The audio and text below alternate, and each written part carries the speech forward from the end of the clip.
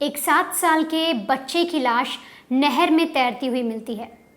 इस लाश के पीछे की कहानी जानने के बाद पूरे शहर में आक्रोश फैल जाता है। यहाँ तक कि सरकारें हिल जाती हैं। राजस्थान की सीएम को खुद इस केस में इन्वॉल्व होना पड़ता है और इसके बाद खुद ब खुद पुलिस की टीम बनानी पड़ती है, ऐसे पुलिस वालों की टीम जो दागदार हैं, जिनकी खाकी पर कभी कोई दाग नहीं लगा। और इतना ही नहीं, आज जिस केस की मैं बात कर रही हूँ उसमें आप ये भी जानेंगे कि कैसे जो सोशल मीडिया है या जो पुलिस के खबरी होते हैं, किस तरीके से वो छोटी छोटी चीज़ों को कातिल तक पहुँचा देते हैं, या फिर कैसे कातिल को पहले ही पता लग जाता है कि पुलिस अपनी अगली चाल क्या चलने वाली है और इसी वजह से वो इस बच्चे का कत्ल कर देते हैं।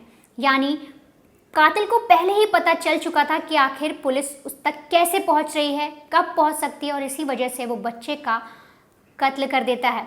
साथ ही साथ जिस केस की आज मैं बात कर रही हूँ, इस केस को पुलिस ट्रेनिंग में भी पढ़ाया जाता है। उनको सिखाया जाता है किस तरीके से आपको कितनी बातें मीडिया में रखनी है, कितनी बातें सोशल मीडिया तक पहुंचनी चाहिए और कितनी अपने सूत्रों तक पहुंचानी है। बात है 9 अक्टूबर साल 2014 की। राजस्थान के कोटा में रहने वाले पुनीत हांडा, जो पेशे से बैंक मैनेजर थे, उनका 7 साल का बेटा रुद्राक्ष घर के पीछे एक पार्क में खेल रहा होता है। रुद्राक्ष का रोज का रूटीन था कि वो करीब 5:30 बजे पार्क में जाता और 7, सवा 7 तक अपने घर लौट आता था। लेकिन 9 अक्टूबर की रोज ऐसा नहीं होता। बच्चा 7 बजे तक घर नहीं आता, टाइम 7:15 हो जाता है, वो तब भी घर नहीं आता। 7:30 बज जाते हैं और जो पिता हैं पुनीत हांडा, वो घर आ चुके होते हैं। वो माँ श्रद्धा से पूछते भी हैं कि रुद्राक्ष घर नहीं आया। इस पर श्रद्धा कहती है कि हो सकता है रास्ते में हो, थोड़ी देर वेट कर लेते हैं। अब समय हो जाता है 7:35। जो बच्चा 5:30 बजे पार्क में खेलने गया था वो अब तक घर लौटकर नहीं आता। लेकिन एक फ़ोन कॉल उस घर में ज़रूर आता है। लैंडलाइन पर एक फ़ोन आता है और कहा जाता है कि आपका बच्चा हमारी गिरफ्त में है, हमने आपके बच्चे को किडनैप कर लिया है और अगर अपने बेटे रुद्राक्ष को जिंदा देखना चाहते हो तो 2 करोड़ रुपए की व्यवस्था करो। हमने रुद्राक्ष को कश्मीर भेज दिया है। पुलिस को इस बारे में बताने की बिल्कुल कोशिश मत करना और मैं तुम्हारे दोस्त मनीष को भी जानता हूँ। उधर से किडनैपर ये सारी चीज़ें कहता है। अब ऐसे में घर वाले परेशान हो जाते हैं। पहले उन्हें लगता है कि हो सकता है कोई प्रैंक कॉल हो। वो सब के सब जाते हैं, भागते हैं, उस पूरे मोहल्ले में ढूंढते हैं। सबसे पहले पार्क देखा जाता है। जो रुद्राक्ष के दादाजी हैं वो गली गली जाकर पता करते हैं। पेरेंट्स हो गए, वो हर जगह उस बच्चे को तलाशा जाता है लेकिन बच्चा नहीं मिलता। इसके बाद जो पेरेंट्स हैं, जो पार्क में और बच्चे खेल रहे थे, उनसे पूछते हैं तो इस पर जो साथ में रुद्राक्ष के बच्चे खेल रहे थे वो बताते हैं कि एक अंकल आए थे कार से, वो रुद्राक्ष से बात कर रहे थे और रुद्राक्ष उन्हीं के साथ चला गया। अब इसके बाद माँ बाप का माथा ठनकता है। उन्हें समझ में आ जाता है कि हो ना हो जो शख्स कार में बैठकर हमारे बच्चे से बात कर रहा था वही किडनैपर है। पूरी बात पुलिस को बताई जाती है। पुलिस में एफआईआर लिखवाई जाती है। पुलिस देखती है एक 7 साल के बच्चे का मामला है। जो कोटा की पुलिस है वो फौरन एक्टिव हो जाती है और इस केस में पूरी तरीके से लग जाती है। वो सबसे पहले एक एक चीज़ें जानना चाहती है, एक एक चीज़ को समझना चाहती है और ये जानती है कि आपसे किडनैपर ने क्या कहा। और इसी के लिए जब किडनैपर के बारे में बताते हैं कि उसने हमसे 2 करोड़ मांगे, उसने बताया कि हमारे बेटे को कश्मीर उसने भेज दिया है। और तो और बच्चों से जब हमने पूछा तो उन्होंने किसी कार का जिक्र किया। अब इसके बाद जिस पार्क में रुद्राक्ष खेल रहा था वहाँ के सीसीटीवी फुटेज को पुलिस एक एक करके खंगालना शुरू करती है। जितने सीसीटीवी फुटेज थे जो आसपास के एरिया में लगे थे, जो पार्क को कवर करते हैं, उससे आसपास के थोड़े और एरिया को कवर करते हैं, वो सारे सीसीटीवी फुटेज पुलिस ने खंगाले और पुलिस ने देखा कि एक कार है वो वहाँ पर खड़ी हुई है। तो पुलिस ने एक काम और किया, ना सिर्फ उस दिन का बल्कि 3-4 दिन पहले के भी सीसीटीवी फुटेज देखे। तो पुलिस को डाउट हुआ कि जो कार उस दिन, जो किडनैपिंग वाले दिन खड़ी थी, वही 2 दिन पहले भी सेम कार वहीं पर खड़ी हुई थी। अब पुलिस को शक हो जाता है कि हो ना हो कार जिसका जिक्र किया जा रहा है वो यही कार है। अब इस कार पर लेकिन नंबर नहीं दिख रहा था पुलिस को। पुलिस के लिए सबसे बड़ी समस्या ये हो गई कि आखिर वो इस कार का पता कैसे लगाए। तो सबसे पहले वो उस मॉडल को देखते हैं, कार का मॉडल क्या है, ब्रांड क्या है, और इसके बाद जो शोरूम है, आसपास में जितने शोरूम है उस एरिया में, कोटा में जितने शोरूम थे, उन सबको भेज दिया जाता है और उनसे एक डेटा मांगा जाता है कि देखिए एक बहुत अहम इम्पॉर्टेंट केस है और आपको हमें एक रिकॉर्ड देना है कि आपसे पिछले साल भर में कितने लोगों ने ये गाड़ी खरीदी है विद उनका नंबर। यानी कि जो पुलिस वाले हैं नंबर के साथ उस शख्स का आइडेंटिटी मांगते हैं, पता लगाते हैं और शोरूम के जो मालिक हैं उनसे सारा डेटा मांगते हैं। अब इधर जितने भी शोरूम वाले थे वो परेशान होते हैं कि किस तरह की चीज़ मांग रहे हैं, लेकिन वो एक एक करके डेटा बनाना शुरू करते हैं। और फिर इधर पुलिस वालों को पता लगता है कि जो किडनैपर है उसने किसी मनीष का नाम लिया था। अब पुनीत हांडा से पूछा जाता है कि क्या आपकी किसी से दुश्मनी है, मनीष कौन है? तो पुनीत बताते हैं कि देखिए मैं साधारण सा बैंक मैनेजर हूँ, मैं 2 करोड़ का इंतजाम कैसे करूँ, और मनीष मेरा एक दोस्त है। इसके बाद मनीष को बुलाया जाता है, उससे पूछताछ होती है तो पुलिस को क्लियर होता है कि जो मनीष है उसका इन्वॉल्वमेंट इस केस में बिल्कुल नहीं है, वो पूरी तरीके से साफ है। अब यहाँ तक चीज़ें क्लियर हो गई थी, लेकिन पुलिस के लिए बहुत इंपॉर्टेंट था उन लोगों का पता लगाना कि भाई वो कार किसने खरीदी। अब इधर जब डेटा आ जाता है पुलिस के पास, सारी जो शोरूम मालिकों ने भेजा था उनमें एक एक करके पुलिस की टीमें बनाई जाती हैं, सबको उनके घर भेजा जाता है, कॉल लगाए जाते हैं, कई लोगों से बातचीत होती है, लेकिन जितने भी डेटा आए थे उसमें से एक शख्स से बात पुलिस नहीं कर पाती। अब पुलिस को लगता है कि कोई और वजह होगी, इस वजह से शख्स ने फ़ोन नहीं उठाया। अब दूसरी तरफ जो पुलिस वाले हैं वो और ज़्यादा एक्टिव होते हैं, सीसीटीवी के ज़रिए कोशिश करते हैं इस कार का हम घर घर जाके पता कर पाएँ। और ऐसे में उसमें से एक शख्स का नाम आता है अंकुर नाम के एक शख्स की जो कार थी वो शख्स दोनों ही गायब थे। पुलिस जब उसके घर पर पहुंचती तो ना कार मिलती है ना वो आदमी ही मिलता है। पुलिस को डाउट होता है कि हो ना हो कहीं यही वाला आदमी तो नहीं, क्योंकि इससे हमारी बात नहीं हो पाई।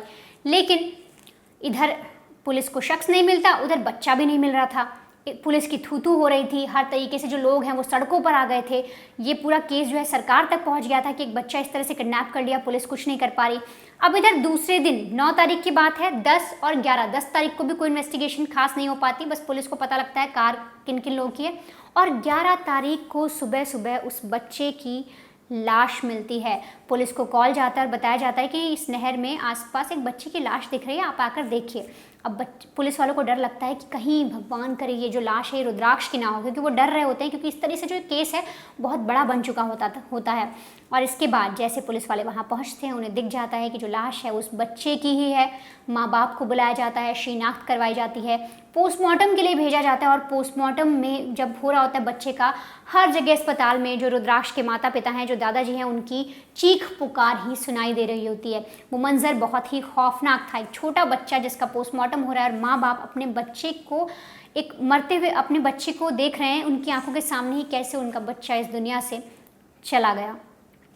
अब इधर जब पोस्टमार्टम रिपोर्ट आती है तो उसमें जिक्र होता है क्लोरोफॉर्म का। पुलिस को पता चलता है कि बच्चा है उसे क्लोरोफॉर्म दिया गया है और फिर इसे डुबाया गया है, जिसकी वजह से इसकी मौत हुई है। और मौत का टाइमिंग भी पुलिस को पता लगता है कि कल रात की है।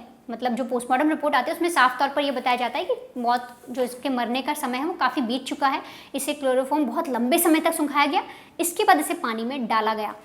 अब पुलिस का दिमाग ठनकता है, वो बोलते हैं हो ना हो हमें इस अंकुर नाम का जो शख्स है, जिसकी गाड़ी हमें नहीं मिली, जो शख्स खुद नहीं मिला, उसका पता लगाना ही होगा। क्योंकि पुलिस को डाउट हुआ कि कहीं इस शख्स को पहले तो नहीं पता लग गया कि हाँ पुलिस ने शोरूम से डेटा मांगा है, रिकॉर्ड मांगे हैं उन लोगों के जिन्होंने कार खरीदी, और इसी वजह से गायब हो गया है। अब पुलिस इसके पीछे पड़ना शुरू करती है। तब इसका बैकग्राउंड खंगाला जाता है तो पता लगता है इसका भाई अनूप है, वो एक नंबर का छटा हुआ बदमाश है, वो गुंडागर्दी करता है, सट्टा लगाता है, पैसों का गबन करता है। अब पुलिस को अंकुर का भी बैकग्राउंड पता लग गया था कि ये भी एक पूरा का पूरा सट्टेबाज है, ये सट्टा खेलता है। तो पुलिस को डाउट होता है कि हो ना हो अब यही शख्स है जो हमारा एक सेंटर है और इसी पर हमें फोकस करना है। हो ना हो इस बच्चे के किडनैपिंग और कत्ल में इस आदमी का हाथ ज़रूर है। अब इधर मीडिया में पूरी तरीके से खबरें फैल जाती हैं। जो सरकार उस वक्त वसुंधरा राजे की सरकार थी वो आती हैं, इस पूरे केस में इन्वॉल्व होती हैं, अपनी नज़रों के सामने इस केस को रखती हैं और पूछताछ करती हैं खुद पुलिस वालों से कि अब तक क्या हुआ।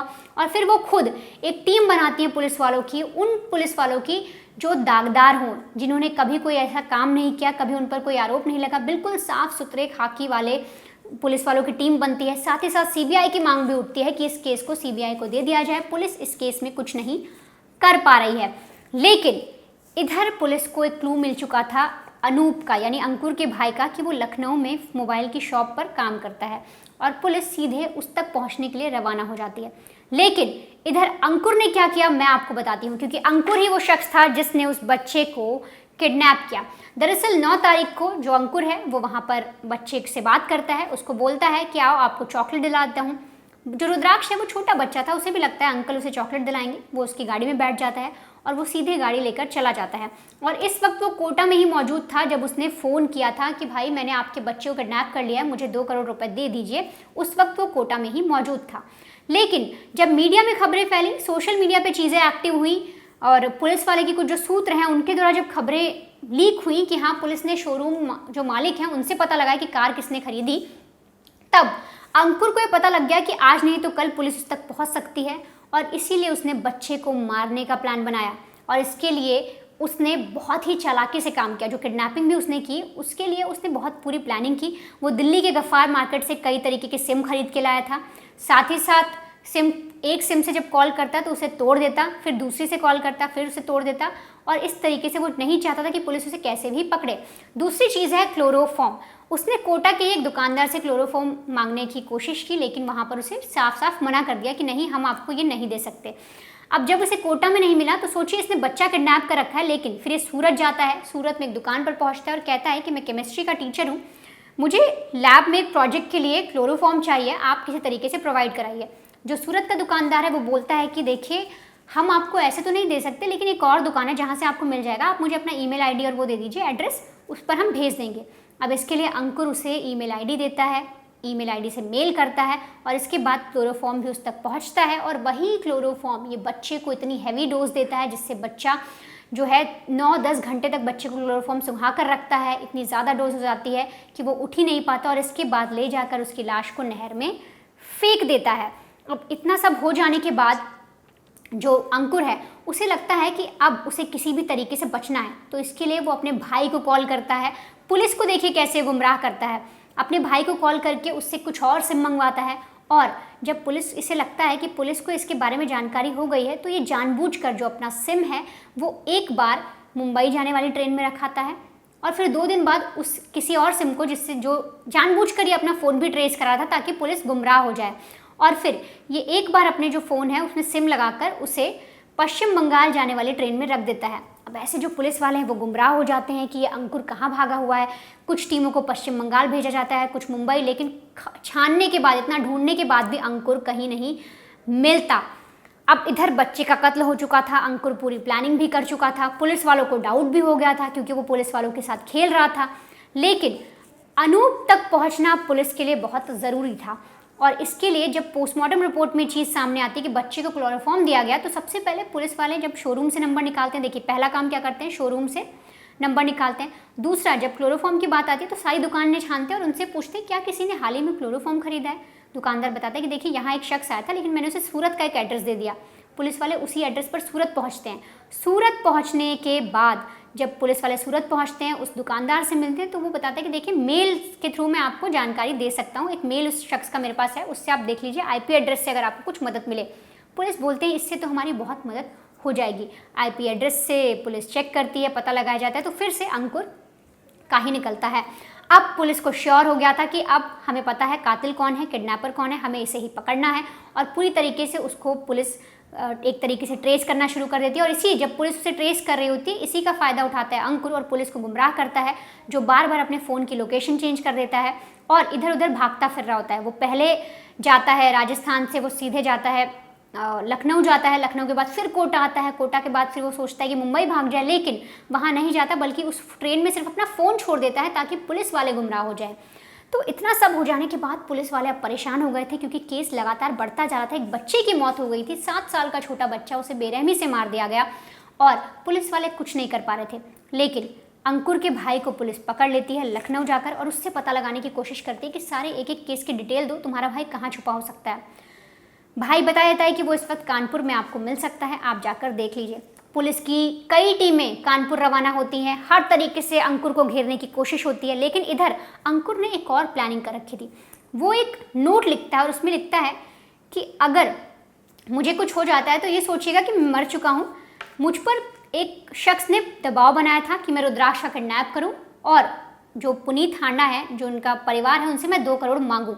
और अब मैं, अगर ये लेटर आपको मिले तो आप समझिए कि मैं इस दुनिया में नहीं हूँ। तो ये वो लेटर भी लिख देता है। अब पुलिस उस तक पहुंचती है। पुलिस कानपुर जब पहुंच जाती है तो पुलिस हर तरीके से घेर लेती है और फिर सूत्रों के हवाले से पुलिस को खबर मिलती है कि कानपुर के घर में वो छुपा हुआ है।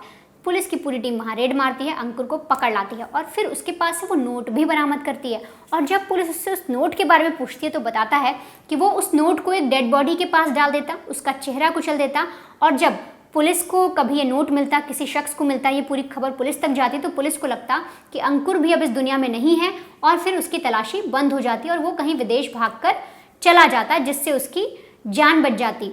लेकिन उसका प्लान जो है फेल होता है, पुलिस उसे पकड़ लेती है और इसके बाद पुलिस उससे पूछताछ करती है तो वो कई नाम लेता है। वो बताता है कि कमलजीत नाम का एक शख्स है जिससे उसने सिम ली, ऐसे ही एक साथी और उसके साथ मिला था, उन सबको भी पुलिस अरेस्ट करती है, भाई को पुलिस अरेस्ट करती है और इस अंकुर जो हत्यारा था बच्चे का, जो किडनैप करता है, उसे अरेस्ट करती है और उससे फिर पूछताछ करती है कि तुमने बच्चे का किडनैप क्यों किया, क्या रीज़न था। तो बताता है कि मैं सट्टा जब खेल रहा था तो मुझे बहुत लॉस हो गया था और इस वजह से मुझे इसका किडनैप करना पड़ा बच्चे का। मेरे पास बहुत उधारी आ गई थी, बड़े बड़े गैंगस्टर मुझे धमका रहे थे और फिर मैंने एक दिन देखा कि कुछ बच्चे पार्क में खेल रहे हैं, उनसे मैंने बात की। उनमें से रुद्राक्ष ने मुझसे बहुत अच्छे से बात की, उसने मुझे बताया कि उसके पिता बैंक मैनेजर हैं और तब मुझे लगा कि अगर पिता बैंक मैनेजर हैं तो वो बैंक से कुछ ना कुछ पैसों का जुगाड़ तो कर सकते हैं और इसीलिए मैंने रुद्राक्ष की किडनैपिंग का प्लान बनाया और रुद्राक्ष को किडनैप कर लिया। और फिर जब मैंने मीडिया से देखा, जब मैंने सोशल मीडिया पे देखा कि पुलिस वाले मुझ तक पहुंच रहे हैं तो मैं डर गया और इसीलिए मैंने रुद्राक्ष का कत्ल कर दिया। अब इतना हो जाने के बाद ये पूरा मामला कोर्ट में पहुंचता है तो साल 2018 में अंकुर को फांसी की सज़ा सुनाती है कोर्ट और उसके भाई को उम्र कैद की। जो 2 लोग और पकड़े गए थे, महावीर उसे 4 साल की और करणजीत सिंह को 2 साल की सज़ा सुनाती है। लेकिन बाद में अंकुर की जो फांसी की सज़ा है उसे कोर्ट उम्र कैद में तब्दील कर देती है और कोर्ट बोलती है कि ये rarest of the rare case माना गया है। अब कोर्ट क्यों ऐसा बोलती है तो उसके कुछ प्रमुख बिंदु हैं, वो मैं आपको बताती हूँ कि देखिए, कोर्ट कहती है कि प्रॉपर प्री प्लान्ड और एजुकेटेड मर्डर था, क्योंकि उनका कहना था कि अंकुर पढ़ा लिखा है, उसने बहुत सोच समझ के बच्चे का किडनैप किया, उसको पता था कि उसे बच्चे के पिता से पैसे चाहिए, उसने प्लान करके कत्ल किया, इसीलिए ये रेयर ऑफ द रेयरेस्ट है। अगला, public place and long time. Court का कहना है कि रुद्राक्ष के अपहरण से के लिए उसने पार्क को चुना जो एक पब्लिक प्लेस है, प्लस वो कई दिन तक रेकी करता रहा और ये एक समाज के लिए खतरा है। और इसके बाद हेल्पलेस विक्टिम एक पॉइंट उठाया कोर्ट ने, उन्होंने कहा कि उसने उस बच्चे का कत्ल किया, उस बच्चे का अपहरण किया जो अंकुर का मुकाबला ही नहीं कर सकता, और साथ ही साथ हीनियस क्राइम, मतलब एक बच्चे का अपहरण किया, फिर उसकी हत्या कर दी, उसे क्लोरोफॉर्म सिखाया और उसकी बॉडी को जाकर एक नहर में फेंक दिया। इस तरीके से, इस वजह से ये सारे पॉइंटर्स कोर्ट ने नोट किया और इस वजह से उसे फांसी की सज़ा सुनाई, लेकिन बाद में उसी सज़ा को उम्र कैद में तब्दील कर दिया। लेकिन जिस इंसाफ की जो मांग थी वो परिवार वाले कर रहे थे, जो कोर्ट से उन्हें नहीं मिली, उन्हें लगा कि फांसी की सज़ा को उम्र कैद में बदल दिया, लेकिन ऊपर वाले ने इंसाफ ज़रूर किया। दरअसल बात 2018 की है कि जो अंकुर है वो खुली की जेल में बंद था, सांगानेर की खुली जेल में, तो अचानक उसकी लाश मिलती है।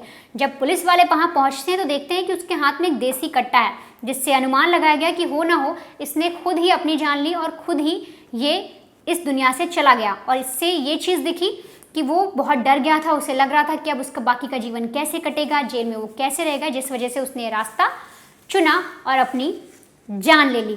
लेकिन ये जो केस जिसकी मैंने आपसे शुरुआत में बात की थी कि इस केस को पुलिस स्टडी में पढ़ाया जाता है, जो बच्चे ट्रेनिंग पर आते हैं पुलिस की उनको बताया जाता है, तो इस केस में 2 तरीके की बातें की जाती हैं, सोशल मीडिया की अच्छाई और सोशल मीडिया की बुराई।